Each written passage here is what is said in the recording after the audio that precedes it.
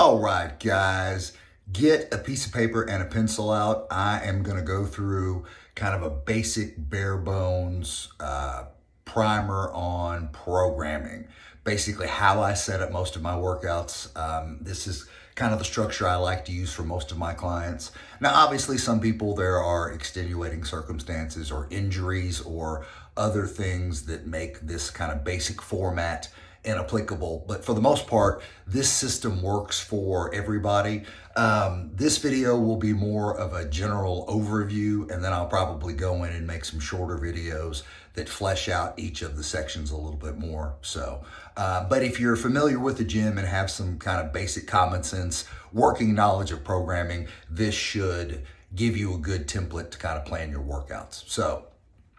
I divide every workout into 3 sections. The first section is kind of the main movement section. That's your big, heavy, strength-based lift for the day. It's always going to be a compound exercise, and based on the day of the week, it's going to be squat, bench, or deadlift. Now, that doesn't mean that you're squatting every time it's squat day. I'm a big fan of variations.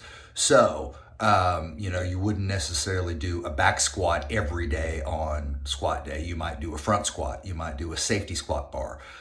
You might do, pause squats, some variation of the squat movement. But the point is, this first section is going to be based on one of the big 3 lifts, and this is really going to be kind of the brunt of your workout. So now, the second section of your workouts is going to be your accessories.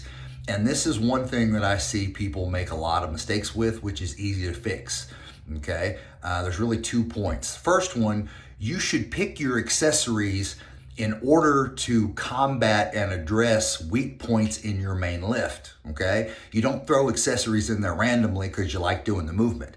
There should be a reason that you're doing that particular accessory, and that reason should be because it helps you fix a weak point in the bigger lift.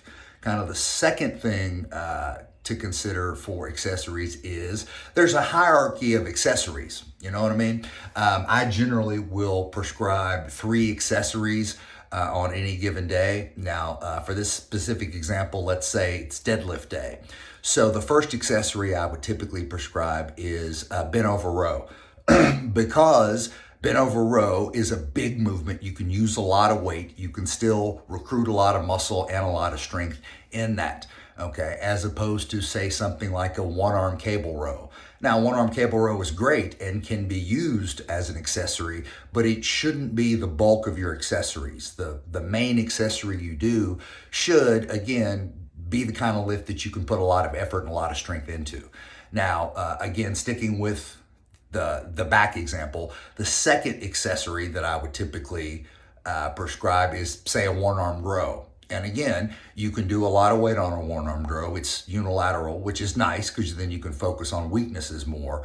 But it's not as big and as strong a movement as a bent over row, if that makes sense. Now, the third exercise that I would typically prescribe is something like a lat prayer or a dumbbell pullover. Okay, it's going to be a lighter exercise. It's going to be done for higher reps. Typically on the last of the 3 accessories, you really want to focus on the mind-muscle connection. You want to focus on full range of motion. You want to, focus on, a full stretch in the lengthened position and a full contraction in the shortened position. There are times where cheat reps are perfectly okay. But again, just common sense, if you're going to use cheat reps in your accessories, you should probably use the cheat reps on your bent over row rather than on your lat prayer, if that makes sense. Now the third section that I typically use is like a conditioning section.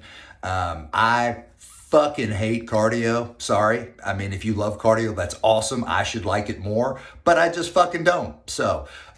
One of the ways that I like to kind of sneak my conditioning in is by doing the third section of the workout, which is something that's typically going to be done against a clock for time rather than for sets and reps.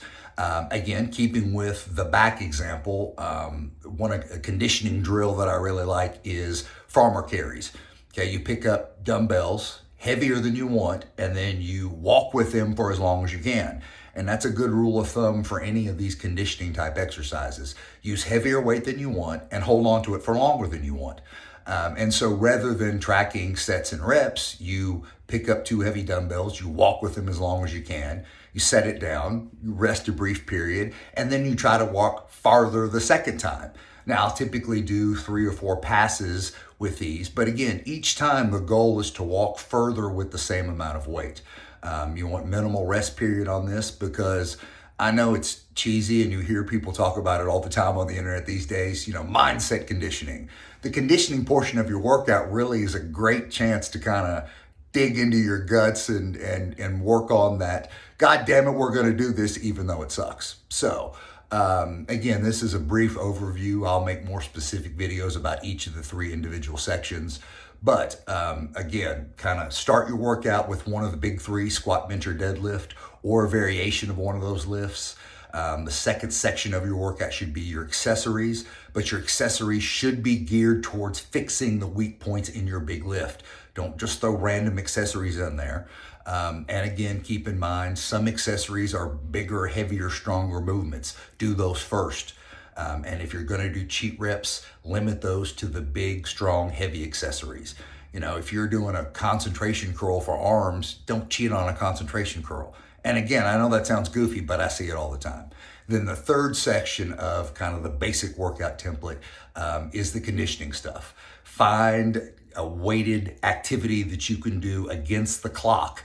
And again, it should be specific for the bigger movement of that day. Like the example I gave with back, farmer carries is a good conditioning drill to do on back day. If I'm doing a push day or a bench day, then I would probably do like a waiter's carry, because again, that focuses on the pushing muscles. If it's a squat day or a leg day, the conditioning exercise I would probably do is walking lunges, because again, you want to mimic that movement pattern in all 3 of the phases of the workout. So hopefully that makes sense. Let me know if you guys have questions. And as I said, I'll release some videos that talk about each of the 3 sections in a little bit more detail, but hopefully that gives you a basic framework for how you can kind of plan your workouts. So let me know if that helps.